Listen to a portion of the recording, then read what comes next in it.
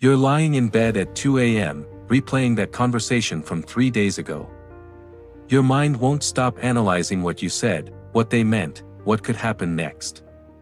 Or maybe you're standing in the grocery store, paralyzed by the cereal aisle, because choosing the wrong breakfast option somehow feels like a life-altering decision.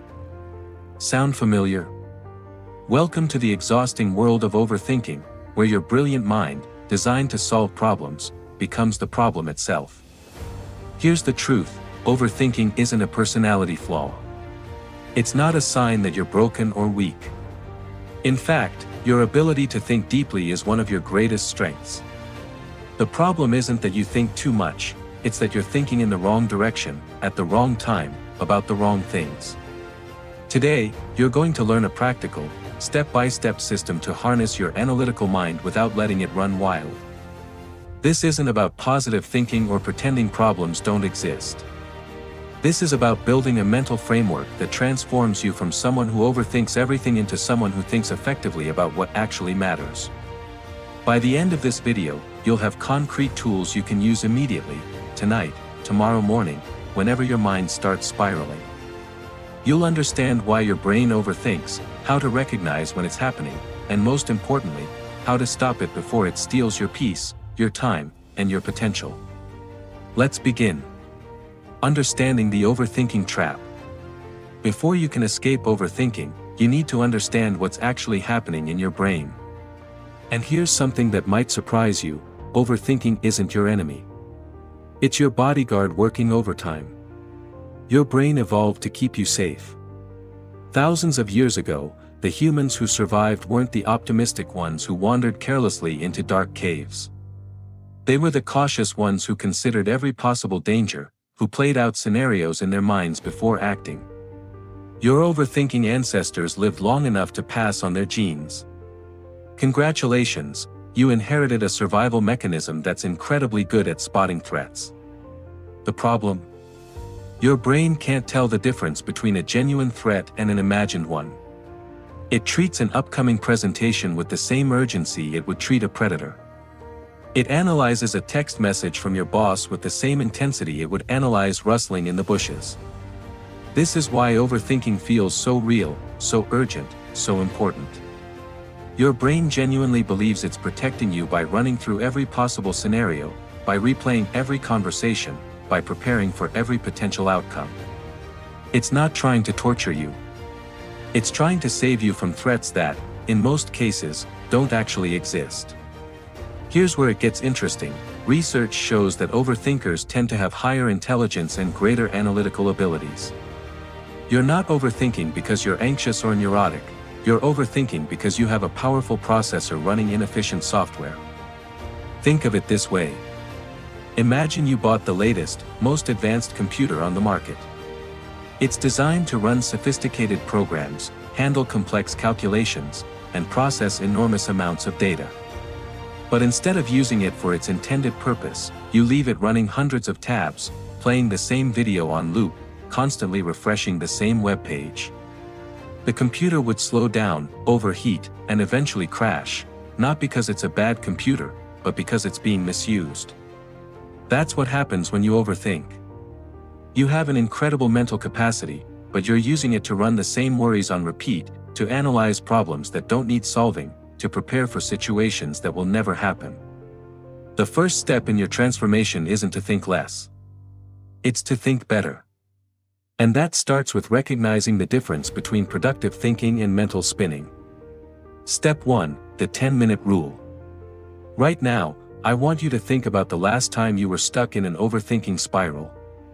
Maybe it was yesterday. Maybe it's happening right now. Notice something. You probably spent far more than 10 minutes circling the same thoughts, asking the same questions, reaching the same dead ends. Here's a powerful truth that will change how you approach every worry, every decision, every problem. If you can't resolve something in 10 minutes of focused thinking, more thinking won't help. This is the 10-minute rule, and it's your first practical tool for breaking the overthinking cycle. Here's how it works. When you notice yourself starting to overthink something, set a timer for 10 minutes. Give yourself full permission to think about the issue during this time. Don't fight it, don't feel guilty, don't try to distract yourself. Sit down with a pen and paper, and think it through deliberately. But here's the critical part, you're not just worrying for 10 minutes. You're problem solving. You're asking specific questions and writing down actual answers. What exactly am I worried about? What's the worst realistic outcome? What's the most likely outcome? What's one action I can take right now? What information do I actually need that I don't have? Notice the difference. You're not asking, what if, on repeat. You're extracting useful information and identifying concrete next steps. When the timer goes off, you make a decision. Either you take the action you identified, or you acknowledge that you've done all the thinking this situation requires and consciously choose to move forward. This might feel impossible at first. Your brain will scream that you need more time, that you haven't considered everything, that something crucial is being overlooked. That's the overthinking talking. That's the inefficient software trying to keep you stuck in the loop. Here's what you need to understand, more thinking rarely leads to better answers. In fact, research on decision-making shows that after a certain point, additional deliberation actually decreases the quality of your choices. You start inventing problems that don't exist. You begin weighing factors that don't matter. You confuse yourself with possibilities that have a 0.01% chance of happening. The 10-minute rule doesn't mean you're being careless or impulsive. It means you're being strategic with your mental energy. It means you're channeling your analytical abilities towards solutions instead of circular worries. Try this today. The next time you catch yourself overthinking, set that timer. Give yourself 10 focused minutes, then move on. You'll be amazed at how liberating it feels to put a boundary on something that once felt infinite. Step 2. The action interrupt. Let me tell you what happens when you overthink. You enter a mental state that neuroscientists call the default mode network. This is your brain on autopilot, wandering through thoughts without purpose or direction. It's where rumination lives, where anxiety breeds, where the same worries circle endlessly without resolution. But here's the fascinating part, this mental state is incompatible with focused action. Your brain cannot simultaneously engage in aimless mental wandering and deliberate physical activity. This isn't willpower. This is neuroscience. This brings us to your second powerful tool, the action interrupt. When you notice yourself spiraling into overthinking, you need to interrupt the pattern with immediate physical action. Not eventually. Not after you just finish this one thought. Immediately. This doesn't mean going for a run or hitting the gym, though those are excellent options. The action interrupt can be as simple as standing up and organizing your desk. Washing the dishes. Doing 10 push-ups. Making your bed. Taking a cold shower. The specific action matters less than the immediacy and intentionality of it. Here's why this works, overthinking happens in the abstract. It lives in the realm of possibilities, hypotheticals, and imagined scenarios. Physical action grounds you in the concrete present moment. It forces your brain to shift from the default mode network to the task-positive network, the mental state associated with goal-directed behavior. When you wash the dishes, your mind focuses on the temperature of the water, the texture of the sponge, the pattern of your movements. When you do push-ups, your brain concentrates on muscle activation, breathing rhythm, and body position. These aren't distractions from your problems. They're strategic interruptions that break the overthinking cycle and reset your mental state. Let me give you a practical framework. Create your personal action interrupt menu, a list of 5 to 10 quick physical activities you can do anywhere, anytime. Write them down. Put them in your phone. When overthinking strikes, don't deliberate about which action to choose. That's just more overthinking. Pick the first one on your list and do it immediately. Your menu might look like this: 20 jumping jacks, reorganize your workspace, wash your face with cold water, do a 2-minute breathing exercise, walk around the block, text a friend about something unrelated, clean one small area, stretch for 3 minutes. The key is immediate execution. The moment you recognize the spiral, you act. You don't negotiate with the overthinking. You don't promise yourself you'll do it in 5 minutes. You interrupt the pattern right now. This might feel uncomfortable at first. Your brain will protest. It will tell you that these worries are too important to interrupt, that you need to figure this out before you can move on. That's exactly when the action interrupt is most necessary. Over time, something remarkable happens. Your brain begins to learn that overthinking doesn't serve you, that action provides relief, that moving your body changes your mental state. The pattern becomes automatic. The spirals become shorter. The overthinking loses its grip. Step 3. The decision deadline. Here's a question that will change how you approach every choice. How long should you spend deciding whether to buy that coffee maker? If you're an overthinker, the answer is probably 3 days of research, reading 17 reviews, comparing 8 different models, calculating the cost per cup, considering the environmental impact, and wondering if you'll actually use it enough to justify the purchase. Meanwhile, the actual decision, yes or no, could be made in 2 minutes. This is where the decision deadline comes in. It's one of the most liberating tools you'll ever use. Here's the system. Before you start thinking about any decision, determine how much time this decision actually deserves based on its real-world impact. Then set a deadline and stick to it absolutely. Let's create a simple framework. Small decisions, things that cost less than $50, affect only you, and are easily reversible, get a maximum of 5 minutes. Medium decisions, purchases between $50 and $500, commitments that last weeks or months, choices that affect others but aren't permanent, get up to 1 hour, taken in a single session or spread across a day. Major decisions, significant financial commitments, career changes, relationship decisions, anything with long-term consequences, get up to 1 week of consideration. Notice something crucial, even major life decisions get a deadline. Because here's what you need to understand, most decisions aren't improved by endless deliberation. They're improved by gathering the right information, clarifying your values, and choosing confidently. Think about this, you're deciding whether to accept a job offer. You could spend 3 weeks agonizing over every detail, imagining every possible scenario, comparing it to opportunities that don't exist yet. Or you could spend 3 days gathering the information that actually matters: salary, growth potential, company culture, work-life balance, alignment with your career goals, and then make the decision. The outcome is often the same. But in the first scenario, you've spent 3 weeks in mental torture. In the second, you've spent 3 days in productive evaluation. The quality of the decision doesn't improve with the extra suffering. Here's how to implement this. When facing a decision, immediately ask yourself which category it falls into. Set your deadline right then. If it's a small decision, set a timer on your phone for 5 minutes. If it's medium, block out an hour in your calendar. If it's major, mark the decision date on your calendar 1 week from now. Then, and this is critical, gather information and evaluate options only until the deadline. When the deadline arrives, you choose. No extensions. No, just 1 more day to think about it. No, I need a bit more information. You choose based on what you know at that moment. This might trigger intense anxiety at first. Your brain will insist that you're being reckless, that good decisions require more time, that you're missing something important. But remember, that's the overthinking software running its inefficient program.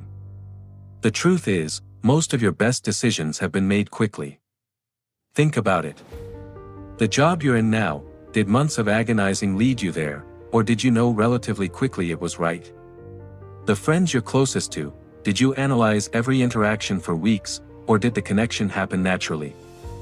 The hobbies you enjoy most, did you research them endlessly, or did you just try them? Deadlines don't limit your thinking. They focus it.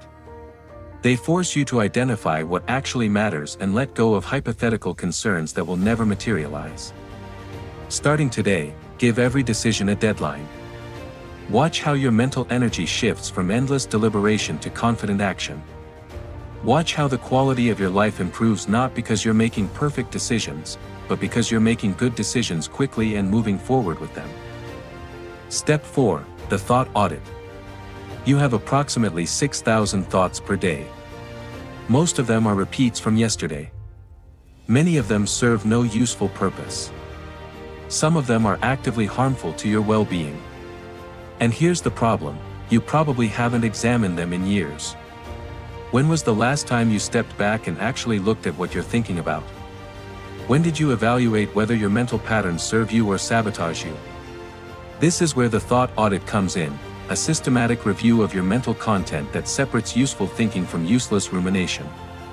Here's how it works. For one full day, carry a small notebook or use your phone's notes app. Every time you notice yourself overthinking something, write down the thought or worry.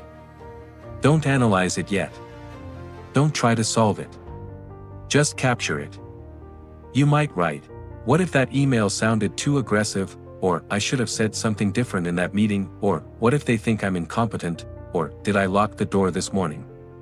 By the end of the day, you'll have a list of your actual overthinking content. This is your mental diet, what you've been feeding your brain all day long. Now comes the audit. Take each thought and ask 4 simple questions. First, is this about something I can control? If the answer is no, it's mental noise.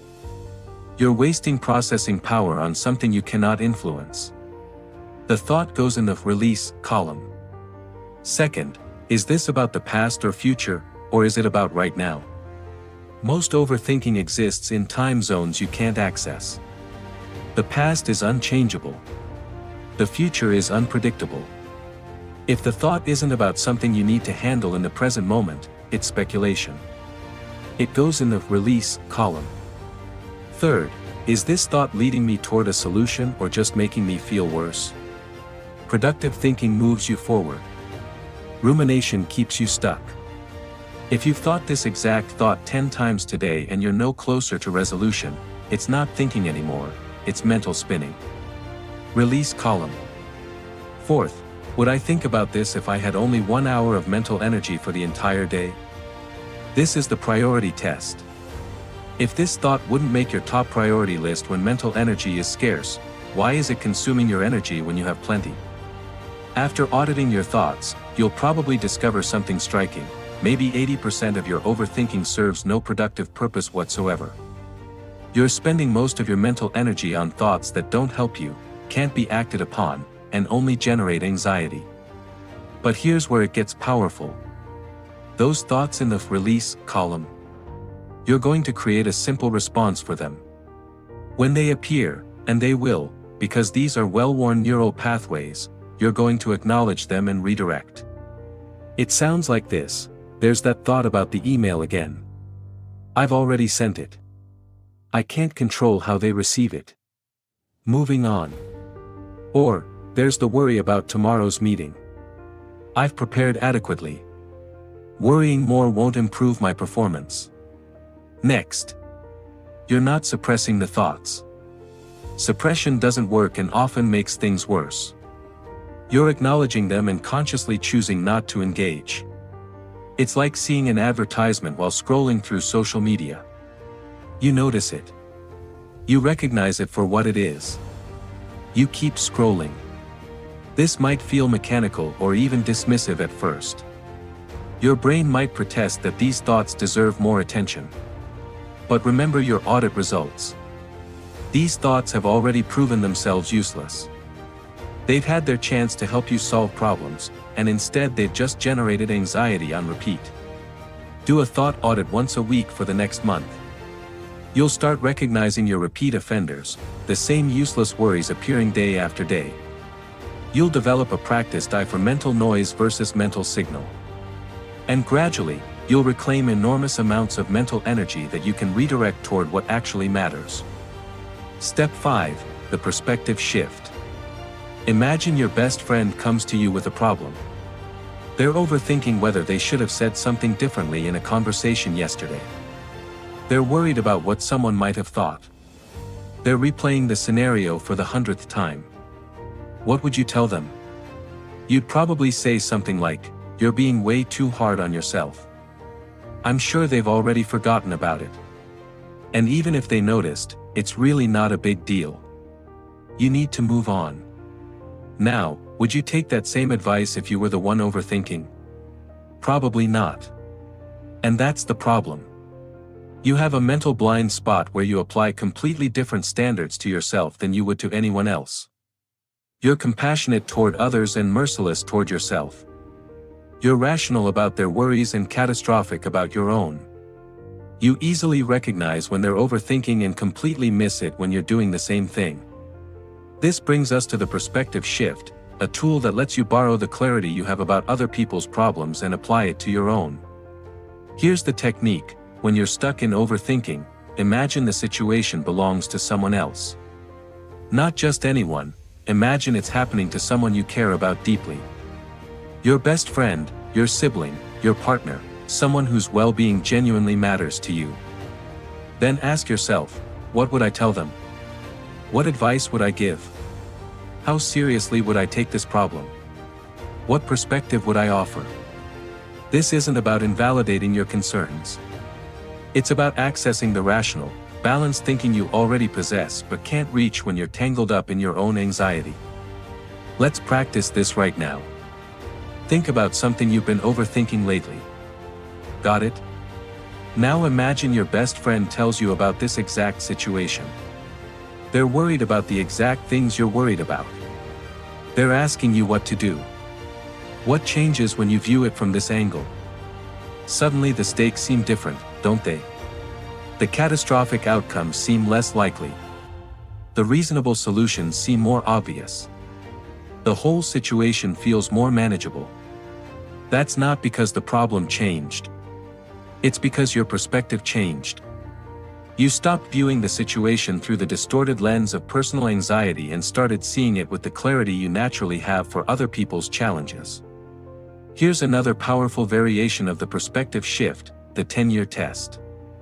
Ask yourself, will this matter in 10 years? Not, might it possibly matter in some theoretical scenario, but will it actually, realistically have any significance a decade from now?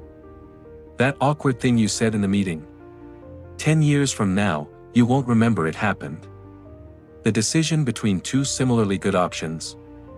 10 years from now, you probably won't remember what the other option even was. The worry about what someone thinks of you. 10 years from now, you might not even be in contact with that person.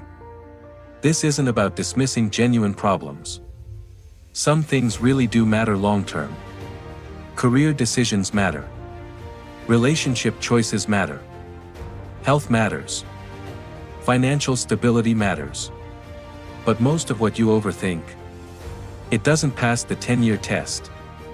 It's consuming your mental energy right now and will be completely irrelevant in the grand timeline of your life. There's one more layer to the perspective shift that's particularly powerful, the deathbed test. Imagine yourself at the end of your life, looking back on this moment. What would that future version of you think about how you're spending your mental energy right now? Would they be grateful that you spent 3 hours worrying about a text message? Would they appreciate that you agonized over choosing between 2 brands of laundry detergent? Would they think the time spent replaying that awkward interaction was time well spent? Or would they wish you had used that mental energy to create something, connect with someone, experience something, learn something, or simply enjoy the moment you were actually living? The deathbed version of you has perfect perspective. They know exactly what mattered and what didn't. They can see clearly which worries were worth the energy and which were just noise. You can access that wisdom right now. You don't have to wait until the end of your life to realize that most of what you overthink simply doesn't matter. Starting today, when you notice yourself spiraling, pause and shift your perspective. Ask yourself, what would I tell a friend? Will this matter in 10 years? What would the deathbed version of me think about how I'm spending my mental energy right now? These questions won't make all your worries disappear. But they'll help you see them clearly. And often, clarity is all you need to let them go. Your new mental operating system. You now have 5 powerful tools that, together, create a complete system for transforming how you think. Let's review them quickly. The 10-minute rule, Time box your thinking and focus on solutions, not spirals. The action interrupt, break overthinking patterns with immediate physical action. The decision deadline, give every choice an appropriate time limit and stick to it. The thought audit, regularly examine your mental content and eliminate useless rumination. The perspective shift, view your worries through the rational lens you'd use for anyone else. These aren't just techniques you try once and forget. These are the components of a new mental operating system, a better way to use the powerful processor you've been given. Here's what's going to happen over the next few weeks as you implement this system. At first, catching yourself mid-overthink will feel difficult. The patterns are deeply grooved into your neural pathways. You'll spiral for 20 minutes before you remember you have tools to stop it. That's okay.